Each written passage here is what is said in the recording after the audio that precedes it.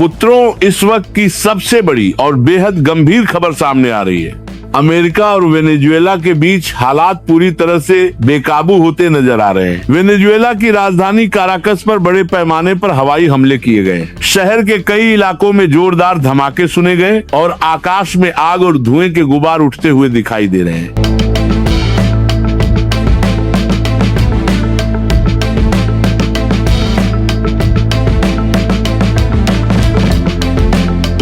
हमले इतने तेज और अचानक थे कि लोगों को संभलने का मौका तक नहीं मिला। राजधानी काराकस समेत कई बड़े शहरों में अफरा तफरी का माहौल है।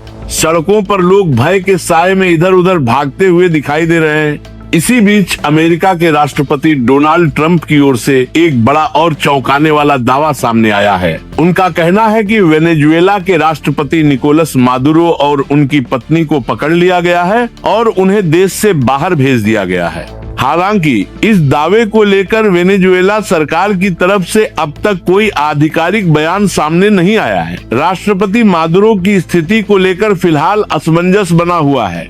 ये हमले स्थानीय समय के अनुसार देर रात किए गए।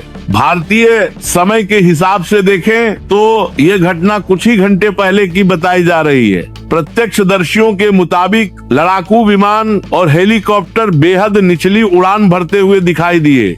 रिपोर्ट्स में कहा जा रहा है कि इन विमानों के ट्रांसपोंडर बंद थे, जिसकी वजह से ये रडार पर दिखाई नहीं दिए। अचानक एक के बाद एक कई धमाके हुए और पूरे शहर में दहशत फैल गई। इन हमलों में राजधानी काराकस के अलावा मिरांडा, अरागुआ और लागुएरा जैसे इलाकों को भी निशाना बनाया गया। खास तौर पर सैन्य ठिकानों, हथियारों के भंडार और रणनीतिक स्थानों पर हमले किए गए हैं। सामने आई तस्वीरों और वीडियो में साफ देखा जा सकता है कि कई सैन्य परिसरों में भीषण विस्फोट हुए हैं। कुछ जगहों पर सेकेंडरी एक्सप्लोजन भी हुए, जिससे यह संकेत मिलता है कि वहां रखे हथियार और गोला बारूद पूरी तरह नष्ट हो गए हैं।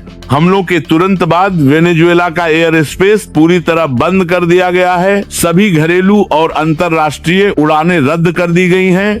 काराकस के पास स्थित प्रमुख समुद्री बंदरगाह पर भी हमला किया गया है, जिससे समुद्री रास्तों से निकलने के विकल्प लगभग खत्म हो चुके हैं। समुद्र और आकाश दोनों तरफ से वेनेजुएला को पूरी तरह घेर लिए जाने की स्थिति बन गई है। हमलों के बाद राजधानी और बड़े शहरों में सड़कों पर टैंक और बख्तरबंद वाहन चलते हुए देखे जा रहे हैं। आम नागरिक बड़ी संख्या में शहर छोड़ने की कोशिश कर रहे हैं। कई इलाकों में ट्रैफिक जाम और अव्यवस्था की खबरें सामने आ रही हैं।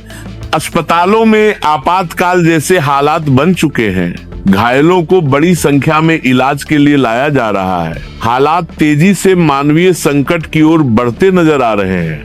इस हमले पर अंतर्राष्ट्रीय स्तर पर प्रतिक्रियाएं आनी शुरू हो गई हैं। वेनेजुएला के पड़ोसी देशों ने इसे एक संप्रभु राष्ट्र पर सीधा हमला बताया है और संयुक्त राष्ट्र से तत्काल बैठक बुलाने की मांग की है।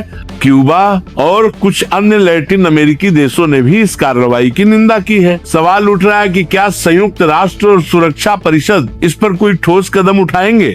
राजनीतिक विश्लेषकों का मानना है कि इस पूरे टकराव के पीछे वेनेजुएला के विशाल तेल भंडार एक बड़ी वजह हो सकते हैं। पुत्रों, वेनेजुएला के पास दुनिया के सबसे बड़े ज्ञात तेल भंडार हैं और लंबे समय से अमेरिका और वेनेजुएला के बीच इसी मुद्दे को लेकर तनाव बना हुआ था। अब पूरी दुनिया की नजर रूस और चीन पर टिकी हुई है। दोनों देशों को वेनेजुएला का करीबी सहयोगी माना जाता रहा है। सवाल यह है कि क्या ये देश कूटनीतिक स्तर पर कोई प्रतिक्रिया देंगे या हालात को ऐसे ही छोड़ देंगे? फिलहाल रूस और चीन की ओर से कोई आधिकारिक बयान सामने नहीं आया है, लेकिन आने वाले घंटे इस मामले में बेहद अहम माने जा रहे हैं। इस समय वेनेजुएला में हालात बेहद संवेदनशील बने हुए हैं। अगर अमेरिकी दावा सही साबित होता है तो यह अंतर्राष्ट्रीय राजनीति में एक बहुत बड़ा मोड़ साबित हो सकता है। दुनिया इस वक्त एक ही सवाल पूछ रही है, क्या यह सिर्फ एक सैन्य कार्रवाई है या फिर वैश्विक शक्ति संतुलन में एक बड़ा बदलाव? जैसे जैसे नई जानकारी सामने आएगी, हालात और स्पष्ट होते जाएंगे। मैं हूं परमानंद महाराज जी और आप सुन रहे हैं पीएम ट्रूथ न्यूज।